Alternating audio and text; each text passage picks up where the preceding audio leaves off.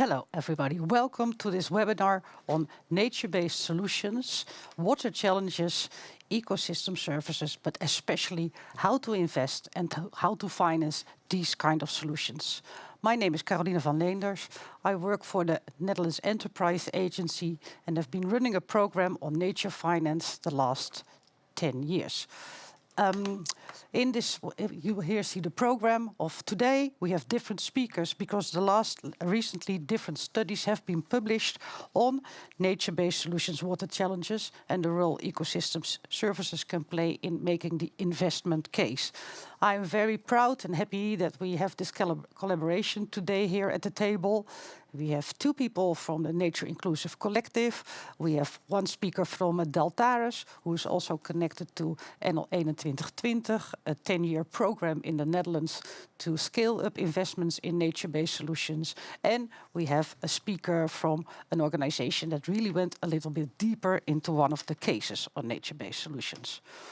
Why is this important, this topic? Because the climate crisis has all kinds of water challenges, too dry, too little water, too much flooding. So nature can help to instead of only work with grey infrastructure. A little on the program that we run, because it's the week of biodiversity, we run a little program on nature inclusive financial sector with different transition pathways. We work on the harmful subsidy, on investing in nature-based solutions, which is the topic of today, but also how to do that more landscape-based. We work in financial innovations, such as ecosystem services and blended finance, and we work on how to measure the impact and dependency on biodiversity. And guess what? In this webinar, a lot of these topics all come together. We also published a paper ourselves on scaling up the payment of ecosystem services, and I just want to show this figure, and we will go in more detail later, to show you that the knowledge on ecosystem services is important to understand how they can also be financed. And ecosystem services, we have three categories. I think that one of the speakers will dive into this a little bit deeper, but there are services that are more provisioning services like water, like food, like biomass. These are services that are more in the private sector, but a lot of the services, the ecosystem services, are more supporting services or more cultural, and lots of those services are at the moment financed with public budgets. To get a little bit more into detail in how this works in different cases, we will have the next presentations. But first, we will go to the question whether if these kind of ecosystem services, have they been used in working on water challenges the last years in the Netherlands? So we asked Deltares to do an exploration. We have today Marnix van der Vat. He is hydrologist and economist at the Deltares, and you will show some of the outcomes of this study, and you will have the floor. Thank you very much, Caroline. I have the pleasure to introduce to you the results of our study on the use of ecosystem services within the Dutch water challenges, a study I've done together with my colleague Wesley van Veghel. Of course, we all know that there is enormous attention in media for different types of water challenges. Can be too much water, flooding, like in Valencia, pluvial flooding, like the example here in Enschede, but also not enough water, the droughts in Europe or droughts in the Netherlands. And there's a third type, the problems we have with water quality. Part of these challenges that we face are increasing in frequency and increasing in severity due to, on the one hand, climate change, but also on the other hand, due to changes in land use. And that results in damage to our economy. And it also makes the return on investments uncertain. So For this, we have climate change adaptation programs, investment programs to adapt to the changing climate and also to the changing land use. Nature-based solutions can be a very important part of those investment portfolios, but at the moment they are not always taken into account. And one of the ways to evaluate this is by using an ecosystem-based approach. And that was the central question to in our exploration. How have ecosystem services supported project initiation, design, decision-making in the Netherlands in the past? And what are recommendations for the future? What are gaps that we identified that hinder the use of ecosystem services concept to evaluate nature-based solutions? Very central in this question are co-benefits. Nature-based solutions normally solve the problem, for instance, reduce the frequency of flooding, but they also have co-benefits which are more difficult to include in the evaluation in, for instance, a cost-benefit analysis. Now, let's first have a look a bit more detailed into the ecosystem services, just as Caroline presented the different types. But if we look more specifically from the point of view of water, then for the provisioning services, of course, most obvious is drinking water supply. And we also have water supply for other uses in the Netherlands, important for agricultural production. Then we have the regulating services, water storage that can be both to reduce the impact of floods and droughts. We have coastal protection, the regulation of the quality of water, and also water plays an important role in the limitation of CO2 emissions from peatlands. And then on the upper right part, you see the cultural services, most important green recreation, but water, of course, also plays an important role in the Netherlands in the natural heritage and in the symbolic value. Now, what have we done? We have looked at 4 different water-related challenges in the Netherlands: freshwater supply, flood safety, water quality, and pluvial flooding. What we call wateroverlast in Dutch. And we have done a desk research, how many studies have been done that took into account nature-based solutions and ecosystem services. We found 30 case studies, and besides that, we also conducted semi-structured interviews with experts in the field. Well, an example which is quite typical of what we found, is the Room for the River program, with the aim, the dual aim it was to improve flood safety and to improve spatial quality in the river area in the Netherlands.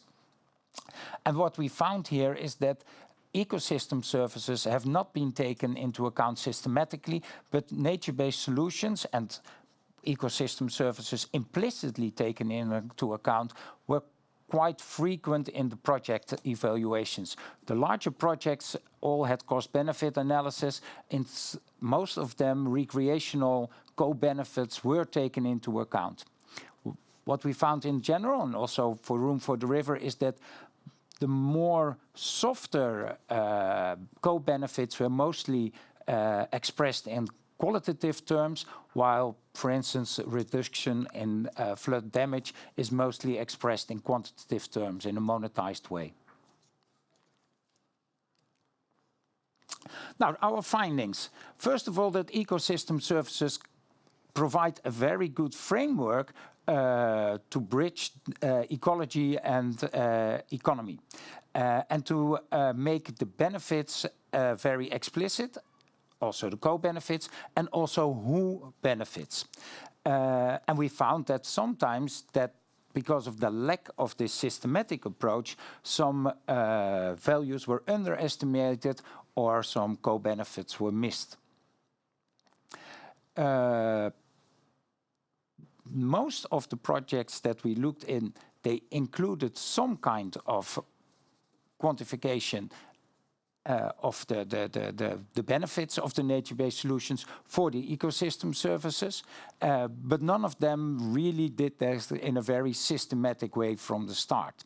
That is another point, that mostly the cost-benefit analysis is seen as something to do at the end of the whole design process, while including the ecosystem services and their valuation from the start could improve the design to make it more beneficial, especially to increase the co-benefits. Well, for the moment, the interviewees identified that there is momentum for increasing the use of ecosystem services for valuing nature-based solutions in water projects, especially with projects and programs like NL 2120 and the Room for the River 2.0 program. Another point that was identified is that with co-benefits, a project serves different uses, and that is a lot of times also different financial streams. So if a project is focused on flood protection and it has co-benefits related to biodiversity, the funding comes from different sources, which makes it sometimes more complicated to get the whole funding together. Now, what do we advise as next steps? On the one hand, we see that there could be improvements, that it could become easier to use ecosystem services for the evaluation of nature-based solutions by providing guidance to practitioners. We of course have the 2006 environmental prices publication, but that is rather outdated at the moment, so we would very much advise to update that and also to provide more water-specific guidance in addition to the CBA guidelines for nature. For instance, specifically one for rivers, one for the use for peatlands, one for lakes, etc. Some tools do exist, mostly for the urban environment, but they are not very suitable for water-related issues. So we would also advise to create tools that fit specifically the water sector decision context. And the other part of our recommendations are to work from the start with ecosystem services framework and the valuation in the project design, and to create interactive tools that can support the evaluation of trade-offs. As examples, we could look, for instance, to Germany, where they're currently taking steps into the operationalization of the ecosystem services, specifically for water, coastal, and river management. Thank you very much, and back to you, Caroline. Thank you, Marnix. By the way, you can ask questions. There will be a Q&A after the presentation of Peter Philipsen, so there will be time for questions to Marnix and to Peter. There's already some questions coming in, maybe some questions you already answered, Marnix, but we'll get to that after the presentation by Peter. Peter Philipsen, you work for the Natuurinclusief Collectief, especially in the domain water. Why the importance of nature-based solutions, and what has been your involvement in studies, work being done on that respect, please? Thank you very much, Caroline. I will explain a little later. This is a little introduction to the following speakers, Dan and Jasper. An introduction also about the Natuurinclusief Collectief, which is a governance structure for sectoral pathways towards a nature-positive economy. It's basically public-private partnerships to promote nature-based solutions projects and nature restoration. Here you see the governance structure. At the base you see the program office, which is part of the Dutch Ministry of Agriculture, Nature and Food. And to the right you see the companies, the private sector, you see NGOs, and you also see societal organizations like citizen collectives, etc. But in the middle, that's the core. Those are the 10 domains So Dan, who's going to speak after me, he is representing the financial sector, domain lead for the financial sector, and I'm domain lead for the water sector.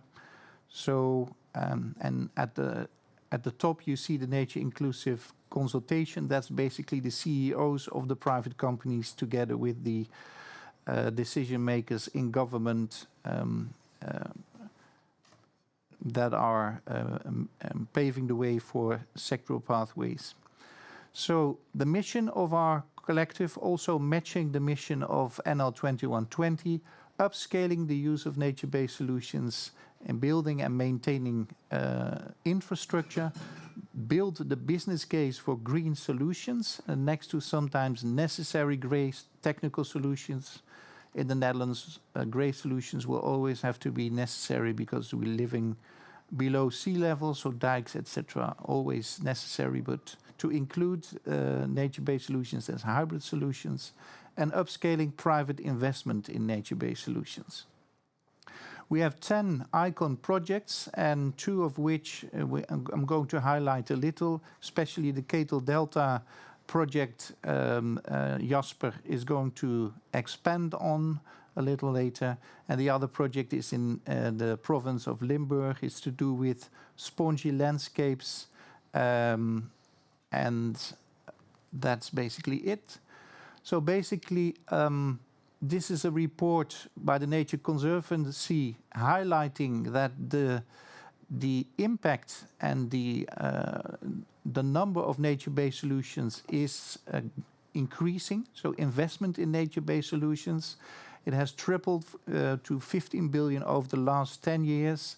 You see that transboundary cooperation is very important, and that champions play a key role in advocating nature-based solutions. And we see that in countries like the Netherlands, the UK, and Germany that are spearheading this work. Nature-based solutions in the Netherlands involve, for example, rivers, the landscape of rivers, room for the river, as Marnix already highlighted, coastal projects like the sand engine, and also spongy landscapes like the project we've done in Limburg. The Nature Inclusive Agenda 2.0, sorry, this is Dutch, was aligned with an investment agenda and also a nature inclusive investment perspective. So the 10 domains have looked at how investment in nature-based solutions could be increased. This is examples of what is happening at the moment. To the left you see the scenarios for sea level rise, especially in the Netherlands. This is very important because we're a low-lying country. And there's a 4th nature-based scenario added, basically concluding that nature can have the same impact as technical solutions like dikes, nature-based solutions, but have added value. As mentioned, we need more hybrid solutions, so grey and green together. And to the right, this is an interesting example in the IJsselmeer, combination of grey and green solution. So this is the report we initiated as the Dutch Nature Inclusive Collective about the Ketel Delta concept. Jasper is going to elaborate on this.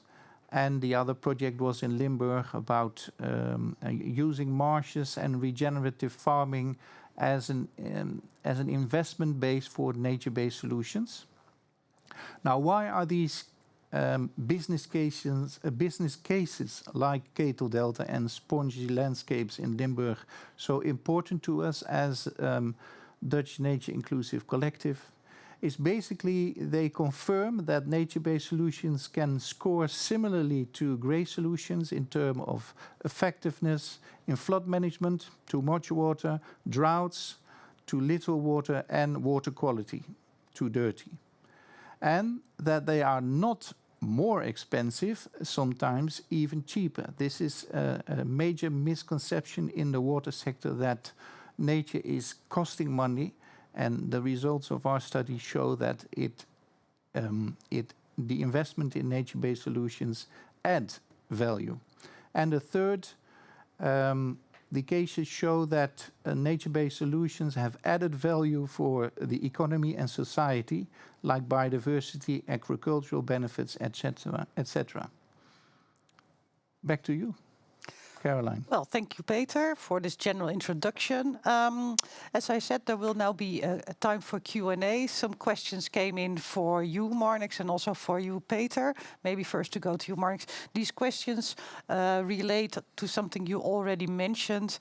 What is needed in the further development of tools and guidelines? You already said this is important, but maybe you can give some ideas to make sure that it's ecosystem services are more taken into account at the start, but maybe also in other phases of the project. What do you think is needed?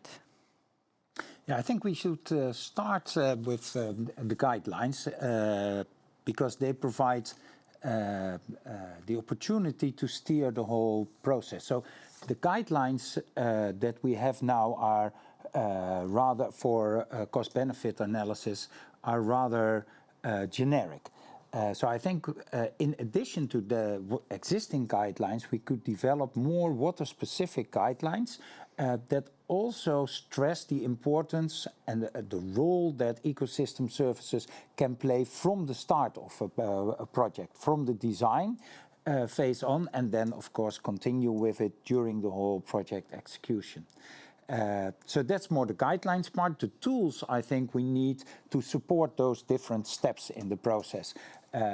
Important tools in the valuation there is information lacking, but the tool could also be something that helps to visualize the trade-offs that have to be made, trade-offs within nature-based solutions or between more nature-based and more grey solutions, to visualize the as far as possible monetized costs and benefits, but also to include benefits which are more difficult to monetize in a more qualitative way.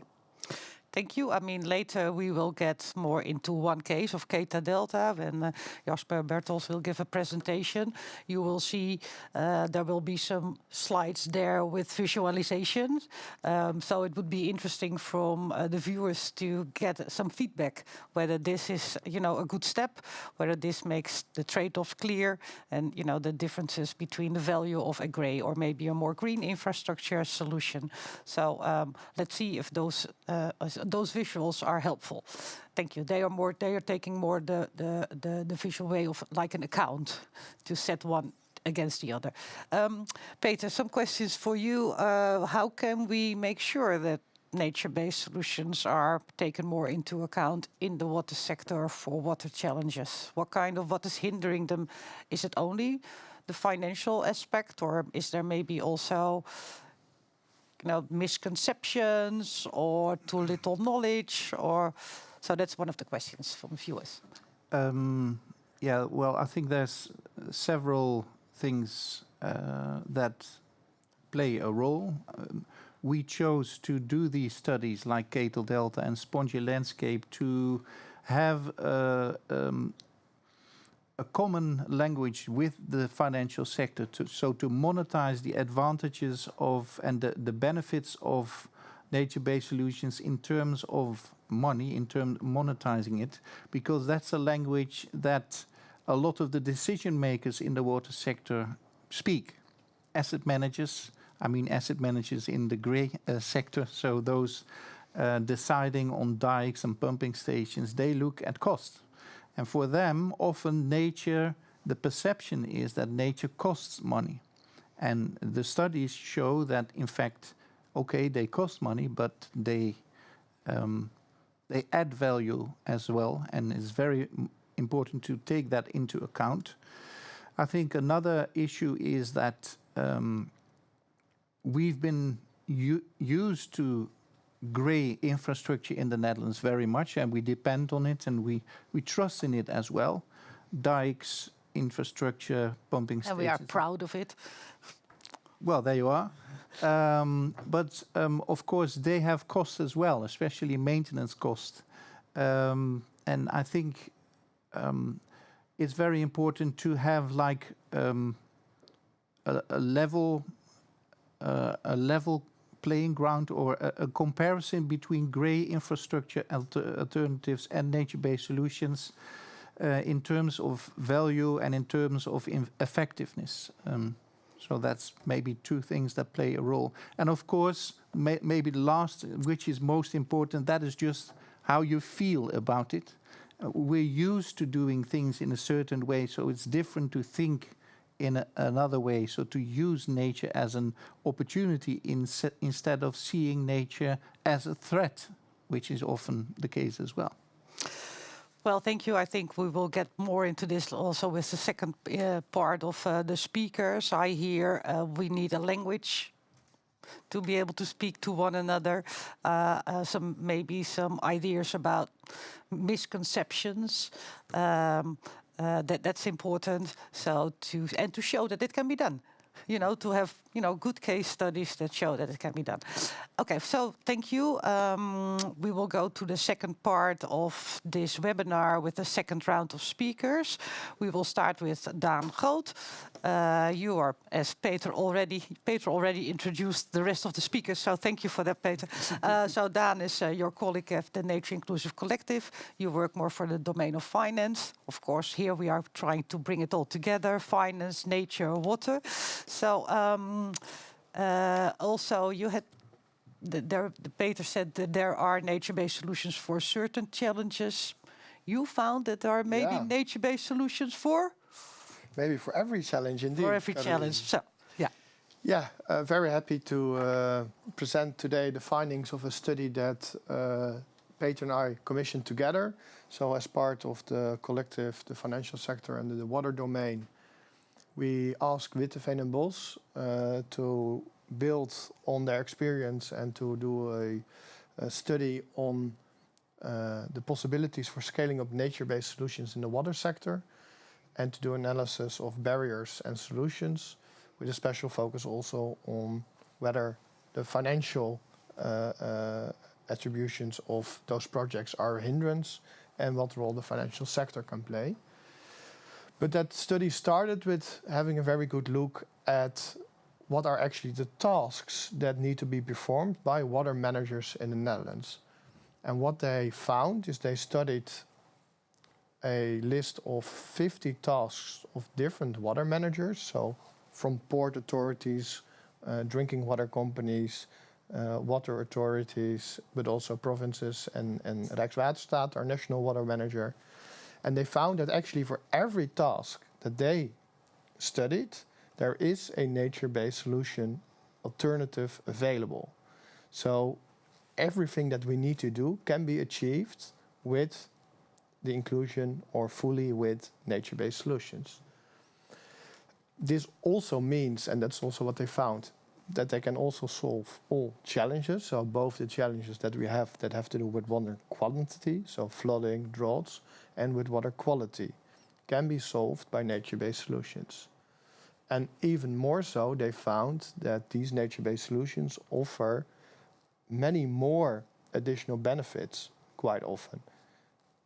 So I'm very happy. I'm quite confident that we will get there and that we will actually be able to implement those nature-based solutions. But this was just the starting point for them. So the next step that they took was, okay, if they are there, what is then holding us back? One of the things that we looked at in this study is then maybe the problem that they are much more expensive. Is that what's holding us back? Well, the answer is actually quite often no. And they came up with us with this little mantra, I would even say, because if they are cheaper, just choose them. Quite often they are cheaper, not only in running costs, but especially when you look at the total life cycle costs. So both the initial investment and the maintenance over a longer time period.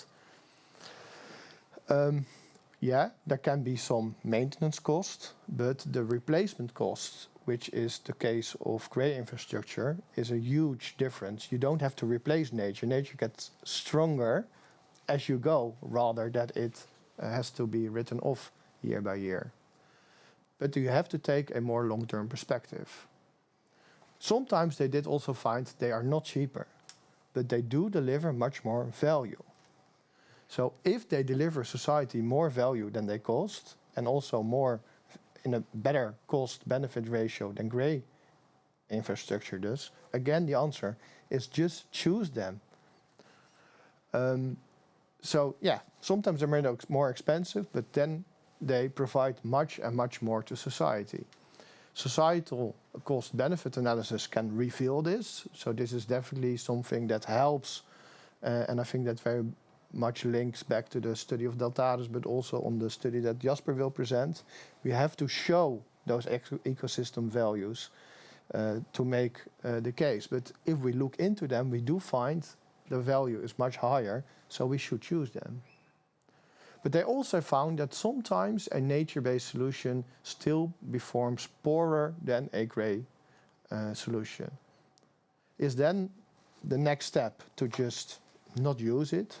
I think what they found is no, it's to redesign the nature-based solutions. Because quite often, because ecosystem services were not taken part in the design phase, also echoing the last presentation, they did not have a well enough design. But if you use a benefits-led design approach, where you really look at how can we optimize ecosystem services, then almost in any case it's possible to come up with a nature-based solution that has higher societal value than the costs. But it does sometimes mean that we were thinking too grand, or we're trying to find a solution for a problem that's not at that scale yet. Sometimes it's also a matter of waiting a couple of years. But anyway, it's all in the report. But actually the answer is, should we choose them, is always yes. So either they're cheaper, either they solve more societal issues, or we have to redesign them a little bit so that they do actually deliver those benefits in a cost-effective way. So again, I'm still very optimistic. But also we know that the scaling up is not taking place at the pace that we're looking for. So that was the third part of their study, which was, okay, what then are the biggest barriers? And they actually identified 4 main categories of barriers. And most of those barriers are not in the financial part of this world. So it's a lot about knowledge and trust. It's about the institutional barriers that exist. And there's quite a lot of socio-economic barriers that exist. I will not go into all of them, but I will just give you a little bit of an example for each. So with knowledge and trust, it's quite often that there is uncertainty about effectiveness or the safety. We are familiar with these grey solutions. Will those nature-based solutions deliver the same security? It's about our security, of course, in the Netherlands. And then the answer is quite often, yeah, we've only tested it on a small scale, and we don't know whether that also would work on a large scale. But of course, that's a chicken-egg problem. You have to. We have a lot of results that show they work in a small scale, so let's do the next phase of testing it at large scale. And there is only indication that they will work. On an institutional level, quite often the problem is that nature is not part of the mandate or the mission of water managers. And we can see that quite clearly with the Ruimte voor de Rivieren, Room for the River project or program, where it was. And there was a lot of nature goals attached to the program and a lot of nature that actually got delivered. With the next phase, in the current main works, nature is not part of the mandate, and therefore it falls off the table even before you know it, and it's not even looked at to see that there's actually these huge benefits attached to it. Because also we feel, yeah, they should be more costly, probably, which they're often not. Then I think the key one is the socio-economic barriers, where it's one thing that we can identify the cost and benefits, which we should really do more often, but it's another thing to actually organize mechanisms to make each actor pay for what it's worth. And that can be public and private measures, or parties, or payments. And then only the last bit is if you've been able to make a good solution and a good business case, then it's about, do we need to pre-finance it, or can a water authority or water manager pay it from their pockets? And only if that's not the case, that's when also some financing barriers can be the case. But yeah, our main conclusion is that there's a lot of other barriers that we need to solve.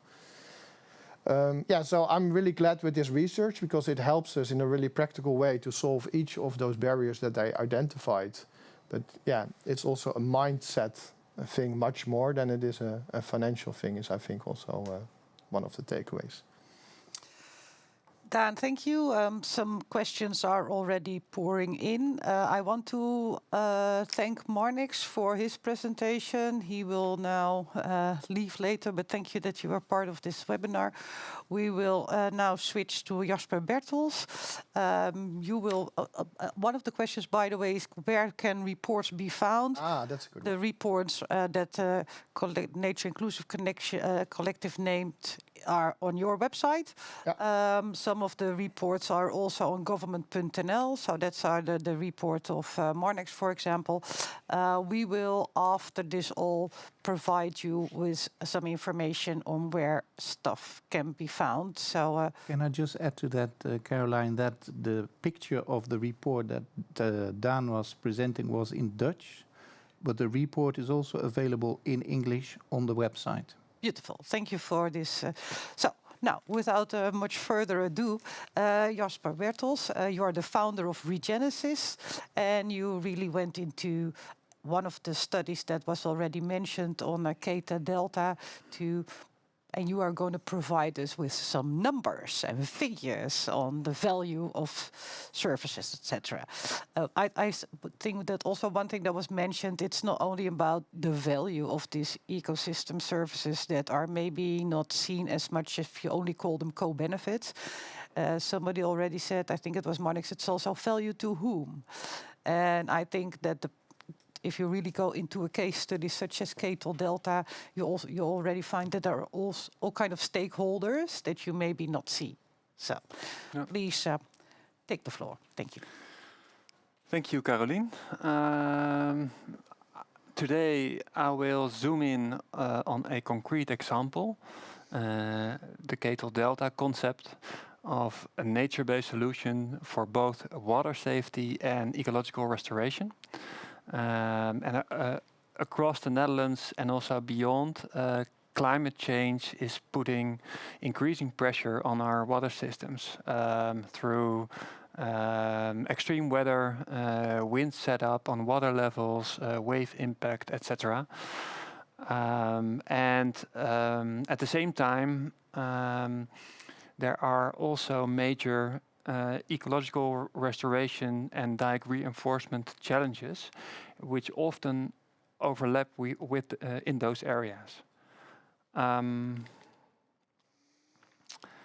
Zooming in to the area where we looked at, it's the IJsselvecht Delta.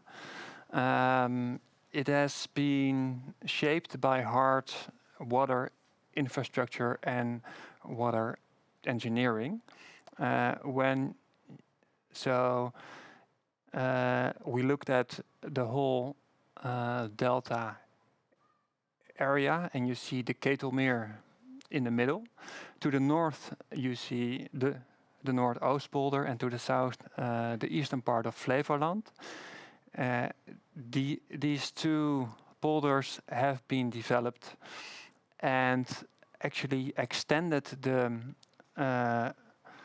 the delta of the IJssel and the Vecht rivers to beyond the Ketelbrug in the left part of the picture. In a large part of this delta area, wind setup on the water level and wave impact are dominant factors for water safety. And while water engineering has improved flood protection and also opportunities for land use in this area, it has also significantly reduced natural barriers, natural dynamics, sedimentation, ecological resilience in the same area.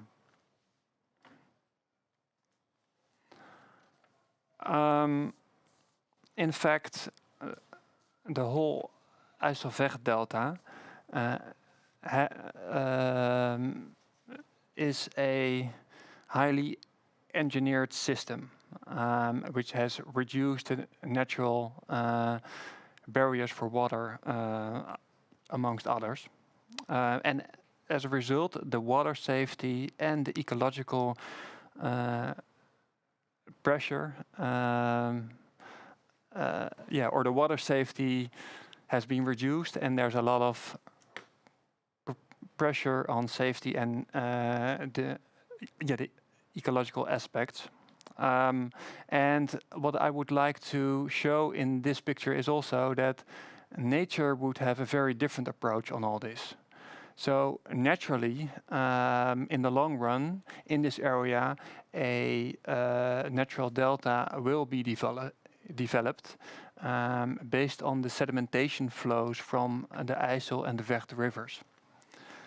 And as a result of that, natural barriers will be created for water safety.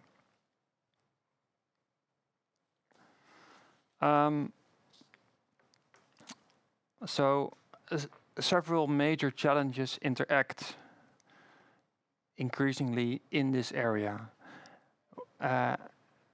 So the main challenge is water safety, and the ecological restoration challenge create a need for a more multifunctional and adaptive solution that builds with nature.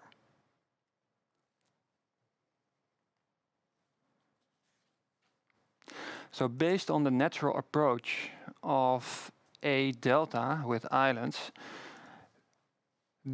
the Ketel delta concept has been developed, which includes islands in the Ketelmeer and also in the IJsselmeer in front of the Ketel Bridge. The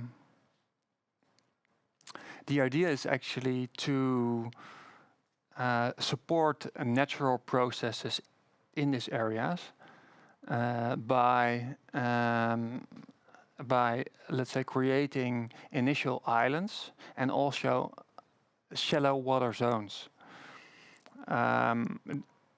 It is expected that these will stimulate a self-reinforcing process of sedimentation from the rivers, which will over time strengthen natural barriers, ecological resilience, and water safety. And the total size of the whole project, which we have analyzed, amounts to 8,500 hectares, of which 750 hectares of new land and almost 1,200 hectares of shallow water zones. And in all, the most part of this area, nature restoration can take place while also strengthening the water safety.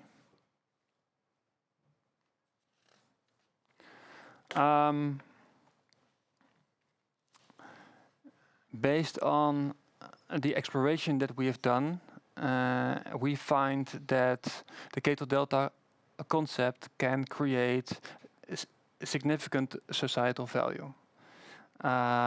Based on the first assessment, we see that the construction costs are significant and amount to approximately 570 million. And there are substantial maintenance costs as well. But there are also substantial potential benefits. The Ketel Delta concept is expected to strengthen the water safety by lowering the wave impact and the wind setup, through through islands and shallow water zones. And what we have taken into account to estimate the value is to what extent it lowers the costs for dike reinforcements in the future. Besides, it is expected that the ecological water quality will be improved through the shallow water zones that are being created and the natural land-water transitions. And that also new nature can be created on the new land which is being created in the concept. And besides, there is significant space for nature recreation and for renewable energy and potentially also for freshwater storage. And at the same time, this all contributes to, or actually significantly contributes to natural nature restoration objectives and ambitions. And beyond the Netherlands even, we think and we expect that these kind of concepts can also contribute to the international position of the Dutch water sector in innovative delta engineering and also the use of nature-based solutions.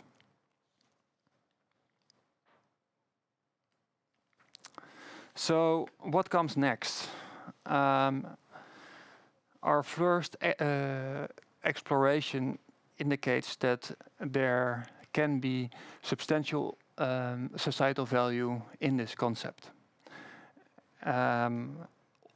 Also, we see the potential for direct revenue streams in this concept related to, for example, recreation, renewable energy, and sand extraction.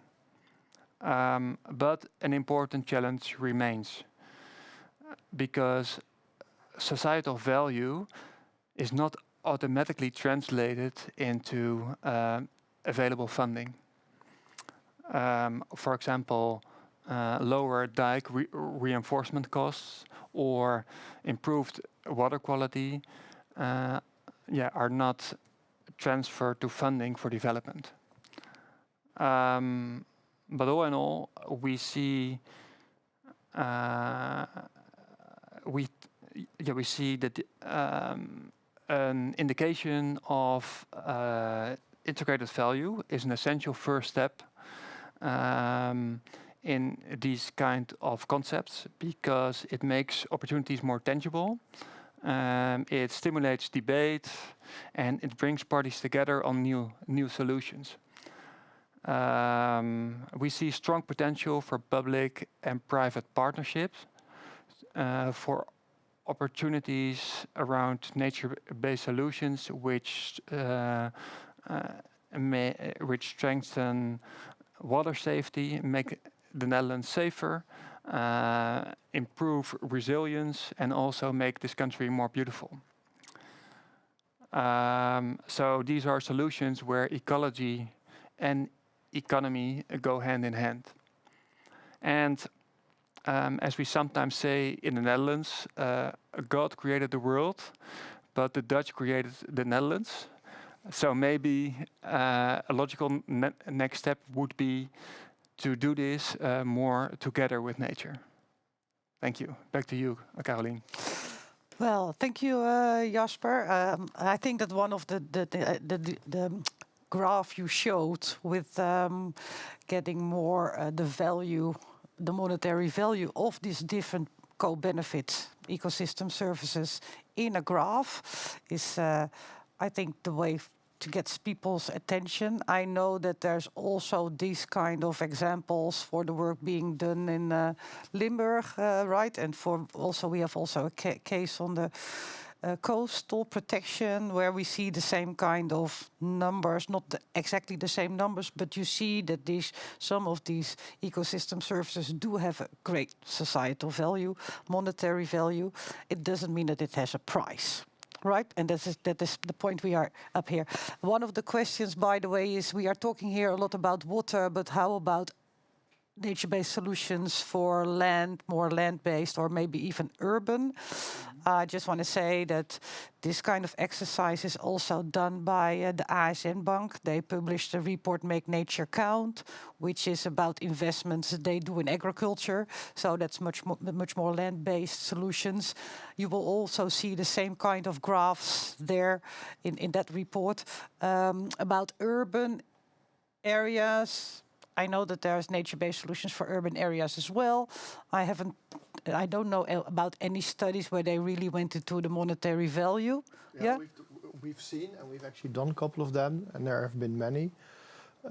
Actually, the numbers are even more staggering. Times 10. It's like 30 times, 40 times, because in a urban setting, there's a lot of people that can benefit for their health, but also the value of houses, for example, can be a huge driver. So this is it's already huge. I think what Jasper just showed us, it's a factor 3. And we're thinking it's more expensive. Well, it's not. It's actually the same price and much more value. And in the city, it's even the larger fold of these kind of. So it's 30-fold rather than 3. Yeah, maybe that also. There's also another study that we have just published on this topic, and there you also see the importance of the cultural ecosystem services. So it's not only the producing ones with water and food, and you have the regulating ones, which are already have such great monetary value, but also the cultural ones, not only for tourism, but as you say, for health, for spiritual reasons, that you have a place that is more silent or so also these the landscape, the way people value the land, a more nature-based landscape. So it's these values that are also becoming more and more into the picture if you take this approach. Okay, well, thank you. So these were all the presentations. This slide maybe we can pick it up if there's a question that relates to this slide, and we can just go to the discussion or the Q&A. We have more than half an hour left for that, so please come in with your questions.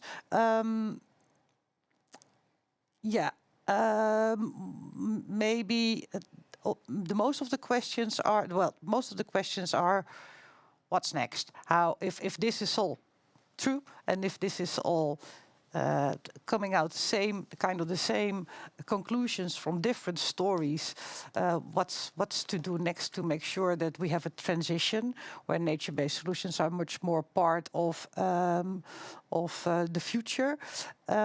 Maybe and one question is also how to go. Is this also possible to do this for like 10,000 hectares? That's also something that you alluded to, small scale. How about what should we do to bring it, maybe not only scale it up in financing or scale it up that it's more done, but also scale it up in area? So these are some of the questions that are coming in. Maybe I'll just go through the three of you, and I'll start with Jasper, then Peter, and you can give your own interpretation of these kind of questions. So how to overcome barriers and how to maybe also apply this on a larger scale. Yeah, so maybe related to nature-based solutions for water. I think, for example, the Gate of Delta concept, it sounds as very big and large, but when you look at the historical context, for example, that we created the IJsselmeer with the Afsluitdijk and all the polders, this is actually quite minor. So we haven't done these kind of larger land developments recently. But in that period of time, the very large polders were created. So when you look back a bit further. We've done these kind of things and even much bigger. That's one. And maybe also the Limburg case is a nice one where we did an extrapolation. So that's also possible. And maybe you can tell a bit more about it. Yes, in the Limburg case study, we looked at the business case for that as well, and we looked at spongy landscapes, so developing marshes, but also regenerative farming, and the impact of that on slowing the flow. And I think it's very interesting because one of the questions was, can this be done on land as well? Spongy landscape is really on land. And if you look at improving the water system and the soil system by, for example, regenerative farming, but also by measures like the spongy marshes, etc., beavers, this is very interesting from an investment point of view. So a lot of the nature-based solutions in the water domain, so in the water, the rivers and coastal areas, are historically very much government-funded projects. But I also work in the UK a lot, and we see a couple of projects over there. And I'm also stimulating knowledge exchange between the UK and the Netherlands, where there's actually institutional capital investing in nature-based solutions at a large scale because it's a trustworthy investment.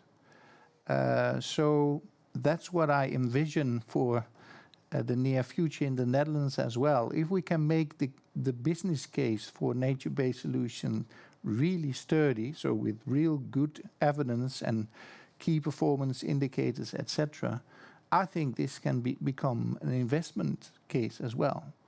So that's maybe a different perspective, but especially on land, because you add value to land. I hope this helps. Yeah, and that goes back, of course, to something you also said about public-private partnerships, not only in developing, but maybe also in financing, because some of the challenges are really related to public budgets, like water safety. Yep. But if these co-benefits are not only co-benefits for society, but there are also ecosystem services that are of interest and of value and of importance for more economic players, actors, like farmers, like landowners, then you can maybe see how that also can bring in private investments. Right? So that's a little bit, Daan, to make this more normal, you said finance is not the major barrier. There are some others. On the other hand, if people still think that it is more expensive, then that's always that will stops the thinking up front. So you also said it's about cultural barriers, but that's maybe also about the paradigm that people hold. So what do you think is essential? Yeah, I think it's a number of things actually. So first of all, there's a number of misconceptions that hopefully this webinar can also help solve. That oftentimes it's thought that it's too expensive. Well, it's quite often not more expensive. I actually know some examples where, one of the main figures of a water authority beforehand thought, well, we're going to do this exercise, but it's never going to work, but let's calculate it and we'll see, and then we're over it. And to her surprise, it was actually working and not more costly. And then it ended up being realized. This was quite a big project as well, but the starting point was, we'll just do the math and then we get back to the normal way of doing things, because it's not going to be able to be cost effective. And it was. So I think one of the first things we need to do is we have now enough proof, in my view, that for each of the programs that we run and each of the big projects that we're going to do, big or small for that matter, we compare alternatives and we will make a societal cost-benefit analysis. And I think if we can agree on doing that, that is a big, big change. And can I ask one question in between? It does, as you all stated, depend. You do have to take a certain time horizon to do this kind of numbers. What is the minimal of what are we talking about? Just to get a little. It doesn't have to be like this is the only number, but do you? 10 years, 20 years? Depends. So, for example, for the Ketel Delta, we used 100 years because the planning for dikes goes for is done for a very long period. Yeah. So that 100 years is good. And it does not always have to be 100 years. It can also sometimes be 50, but it needs to be more than what is usually done. So that's a more long-term view, at least 20 years, 30 years. At least 20, 30 years. And I think that's... And there's a few things, and then we get a little technical, so I'll try to keep that brief. But there's a few things that are hindering us. Because quite often we take a 20 or 30-year window. Within that window, the grey infrastructure is written off entirely. Yeah. And then the day after, you have to reinvest. But that is not part of our calculations. So at the end of the 30 or 20-year period, they're maybe similar, or maybe the green one is a bit more expensive. But on day one after that 30 year, you don't need to invest any new thing in the green one, whereas the grey one is written off and you need to start investing again. And we completely put that out of scope. And then there's another thing, and that's even more technical, but about discount rates, where we often use discount rates of 4%, but that basically means that anything you will do in 20 years' time doesn't affect your only very, very smallly your amount of money now. And there's quite some cases made that for nature-based solutions, you should actually work with different discount rates because the depreciation is different. But again, it's a little bit technical, but I just want to show that the way we normally do the math about this is also not working for those nature-based solutions and not allowing for all the benefits to actually be demonstrated in a proper way. So that is why we do need to take a longer-term perspective than what is currently often done. Yeah, and I know that this was also one of the results on the Make Nature Count report of the ASN. And just for the viewers, and I think that there are probably some technical people also among the viewers. But even if you're not technical, the idea that with a dike after so many years, it becomes less. It works less well. And with nature, it becomes more valuable over time, and a dike becomes less valuable over time. The fact that these are very different ways how value develops and over time makes that that has a big impact in the way we measure.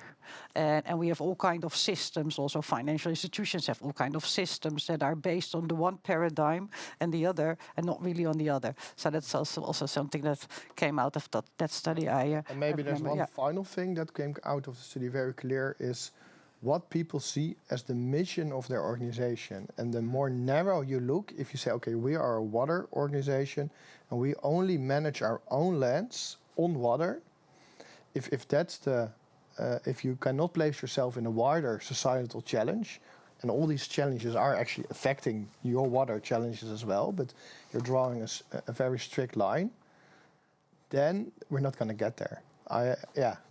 Then I become less optimistic. But if we all look, hey, we have a part to play, we're in a transition, and in a transition everyone needs to break out a little bit of their more formal role, and we can widen our mandates and our missions, then you can start reaping all those benefits. Maybe something that was not one of the questions, or we will have some questions coming in, but maybe a question also that's sometimes on my mind. How about spatial planning? Do nature-based solutions need more room than grey infrastructure, or do we have to also look in a different way at spatial planning, or do other actors also get involved in? So it maybe it's not easier to build a dike because you have less actors involved. So are these also, changes, or is that not such a big?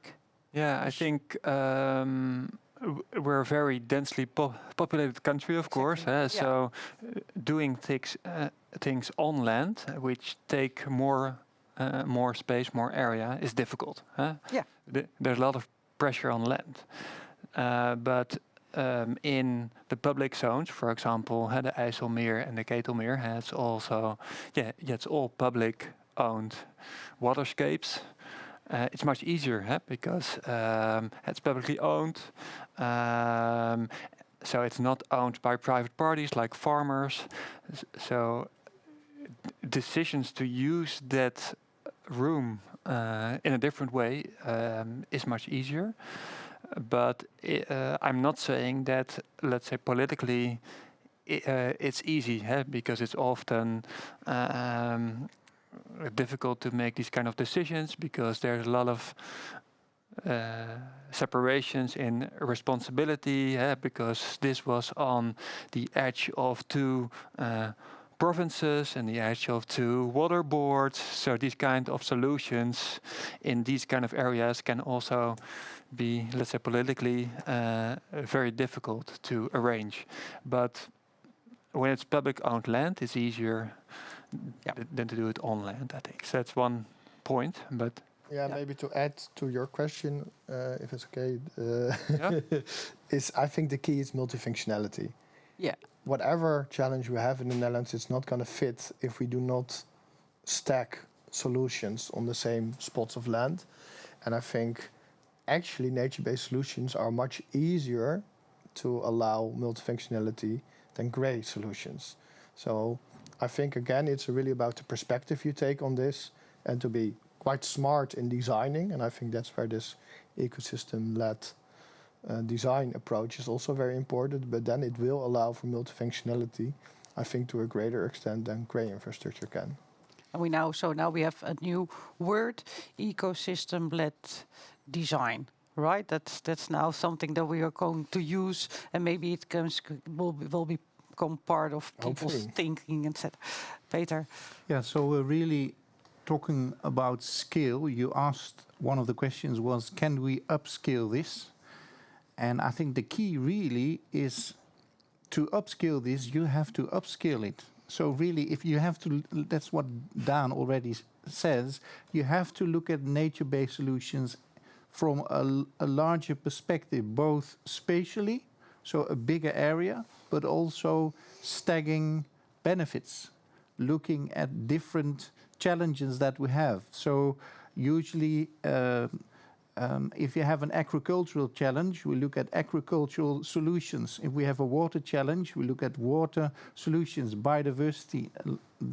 But if you stack them, then it becomes a business case. And I think it's very interesting, both in the Netherlands, the UK, and Europe, throughout Europe, the price of agricultural land is huge. It's, I don't know how much for a hectare at the moment, but it's huge.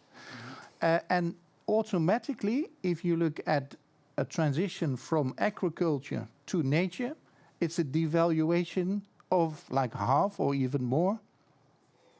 So, and we are actually saying, if you use a nature-based solution and you do it right, you're adding value. So there's a big discrepancy, a big misconception about value. And I think that is especially in regards to the challenges we have in the Netherlands with water quality and in the rural areas.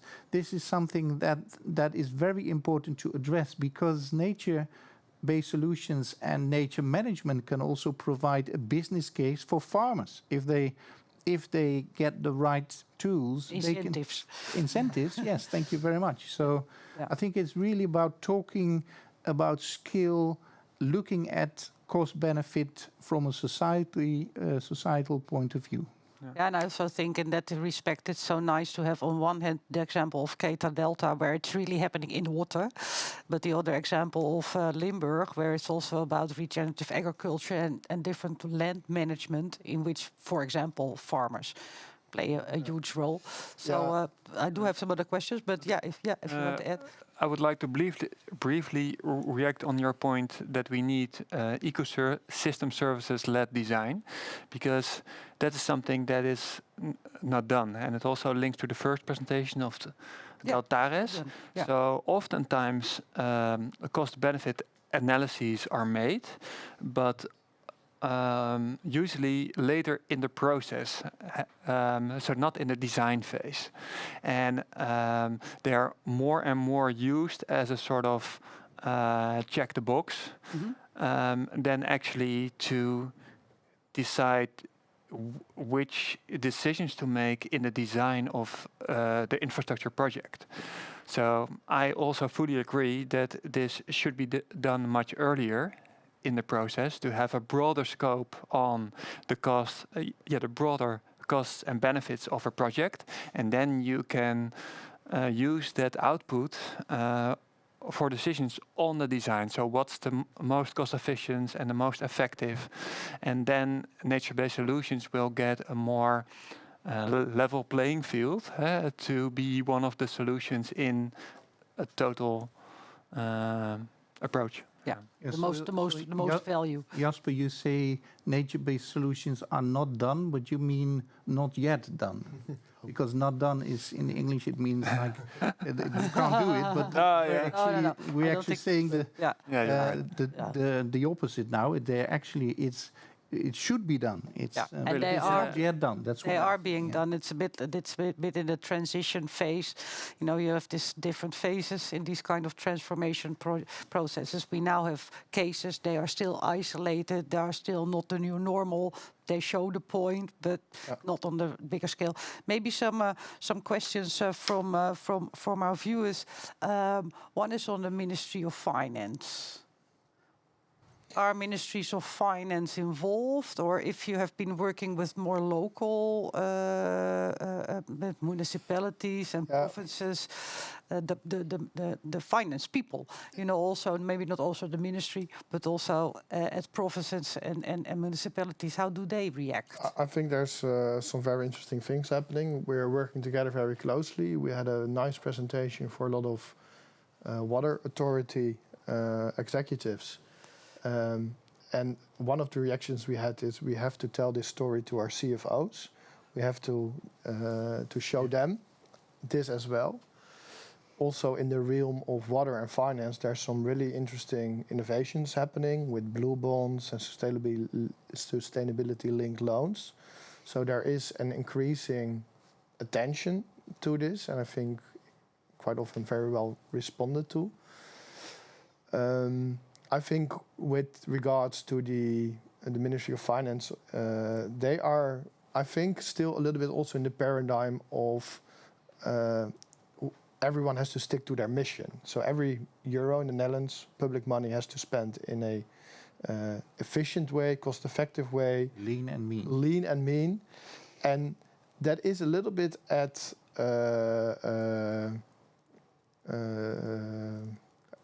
it conflicts with taking on some other challenges, but More if you integrated approach. do it integrated, the project itself will not be lean and mean, but you're preventing that you have to do all these other projects. And I think that is something that should be a little bit more studied and understood.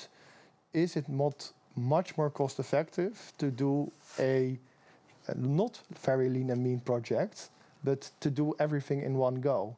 And I think, that is the case we're trying to make. Yeah, so there's still some challenges there. Maybe something else, and I will. We are talking now about the Netherlands, but we already heard that there's this case in Germany. I will go to the Nature-Based Action Week in Hong Kong next week. Lots of interest also in Asia for nature-based solutions and water challenges.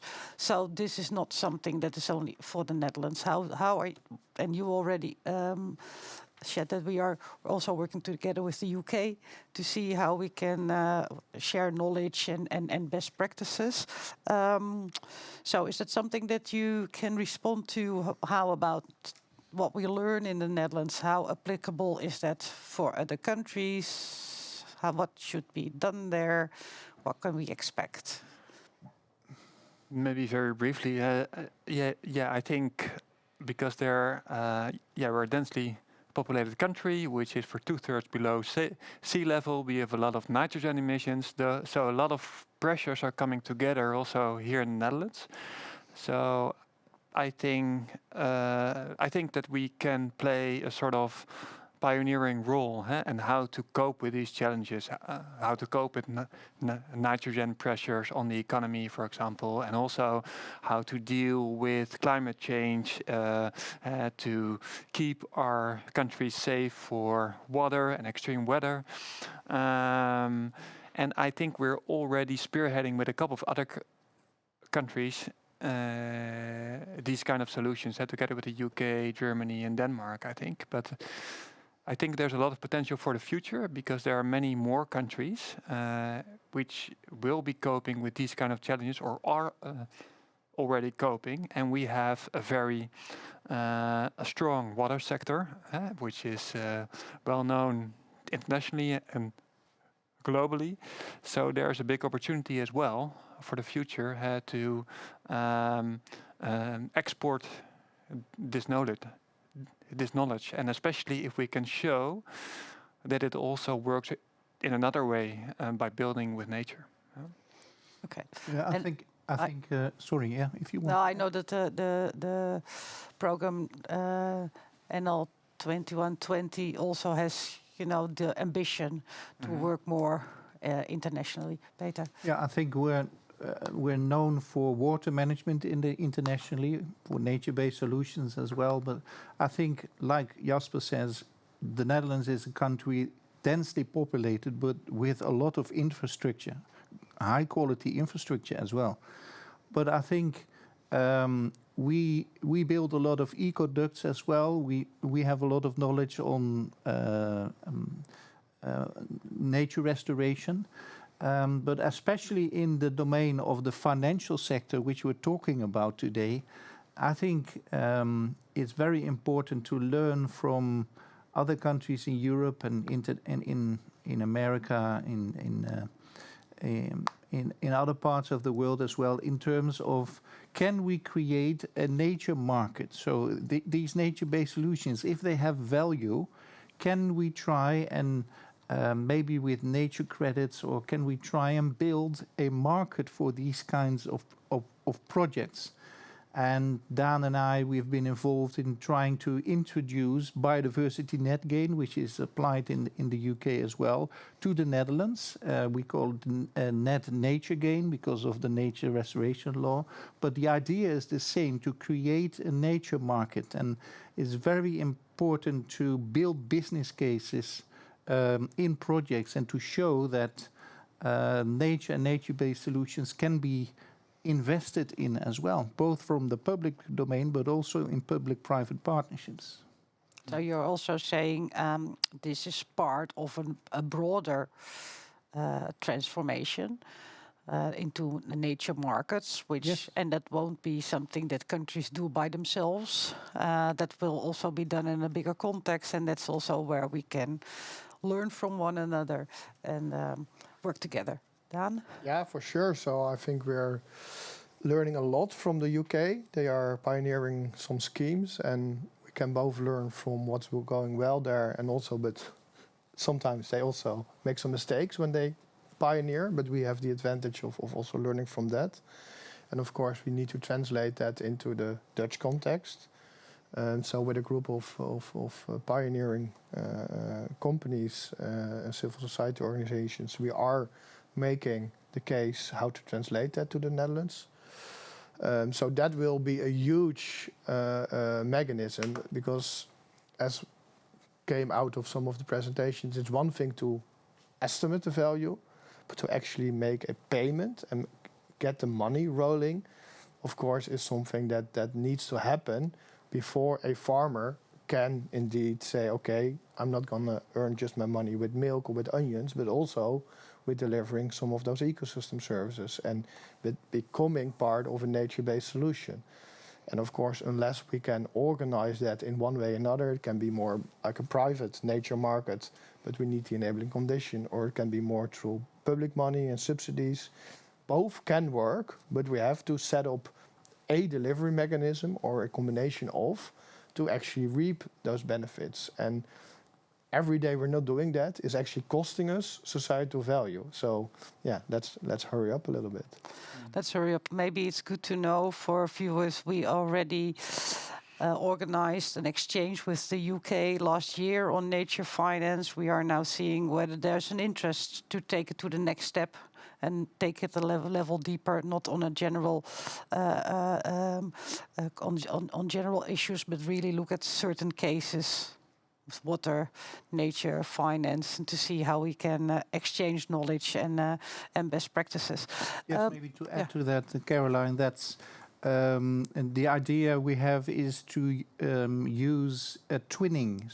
So you have twinning between cities, but twinning between projects. So, for example, Spongy Landscapes in Limburg is very much done in the UK as well, and we can learn by exchanging knowledge there.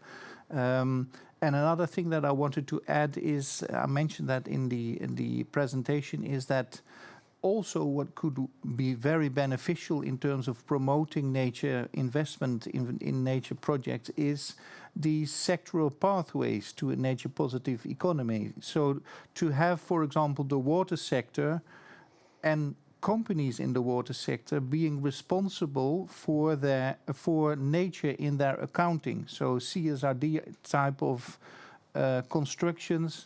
Same for energy markets, same for building companies. So that is something that we're exploring. You know about this, and Dan as well. So, but this is an avenue that we're exploring as well. Okay, well, we are getting to the hour of 12. There is still some time. Maybe one final question. This is not only about technology and nature, it's also, and we heard in different cases, it's also about different responsibilities and different way of working together. And I think that, you know, next to the maybe the misconception that it's too expensive and too difficult and that you cannot measure, the whole point of changing responsibilities, changing ways how you work together, it's not an easy one, and it also, at least for me, as you know, I work for the government. It raises a little bit the question: who picks up this challenge? Because it's a challenge of all that are involved. But if all are involved, then maybe nobody feels that they are the problem holder. So what do you see in these kind of projects? Who picks up the role of these new responsibilities and these new ways of working together? Do you see there? What do you see in the cases? Or what do you think? It's a tough one. Yeah, you usually see the same names coming, which are working on these kind of issues and projects, I think. So from the water sector, a couple of water companies who are pioneers, I think, a little bit in this area, and also some water boards, but also financial institutions who are doing more and more in this field. So I think we need those kind of pioneers to show the way and to come with concrete examples where things can work and where they, for example, get a good enough risk return as a financial institution, which are sort of inspiration for others to have case studies and data to see that things can work out, and maybe that the risks are lower than they had expected. And when there's more and more data on risk and return, it also helps for financial institutions that others might also join in next projects and next phases of maybe scaling up, etc., etc. So I don't know if this adds to your question. Well, a little bit, but so I'm hearing that in this new way of working, we need new collaboration, ways of collaboration. Water authorities will always be part of it. Landowners, whatever the landowners are there for the nature-based solutions. probably municipalities and provinces have a role to play. Still, I'm thinking who will bring them together in a new way. I just wanted to add on what Jasper was saying about the pioneers. That's really what we try to do with the Nature Inclusive Collective, is organizing these leading companies working together in projects, benchmarks for etc. But I think also, which is very important, as I said, the business case for these kinds of projects, really. So just to show and to be able to show people within the water sector that business cases are positive. Yeah. And I think you asked for who is going to start. What you see in the UK is, because of biodiversity net gain, any development, really, if it's property development or energy projects, they need to add 10% extra biodiversity. So I think really from those sectors, the infrastructure sector, the water sector, energy, building, you can expect interest. And that's what we see in the Netherlands as well with the within the Nature Inclusive Collective, that they see nature and nature-based solutions as important to invest in, because it adds value. Yeah, and also because there is this regulation, and we don't have that yet here. And I also hear that if you have this kind of regulation, you will get more dynamics on parties coming together to look for this kind of innovations. Dan, anything you want to add on the question? Yeah, I think it's who's taking the responsibility, or who's driving this change? Who's going to drive this transformation? I think it's the million-dollar question in a way, but I think what's quite important is that we learn things, we test, we try, we have pilots, and quite often we have conclusions, and then we do not act on it. Act on the conclusions, but we do 2 years later, we do another pilot and another pilot. But actually, we almost all the time know before we start the pilot. Quite often we know what will come out of it and we know what we need to do, but we just don't dare yet. So we say, let's do one more pilot. Yeah. And I think we really have to take a hard look at what came out of all the things we found and take those things to heart and actually make the transformational change and the changes in the system. And we have to get almost the final words, Dan. Yeah, and I think thank you for your attention. I'm very happy that we ended with a $1,000 question. If you have any answers on responsibility and who takes the initiative, please let us know. We will get back to you, at least with where information can be found and on what websites reports are available. For now, thank you very much and have a great day. Thank you for the guests also.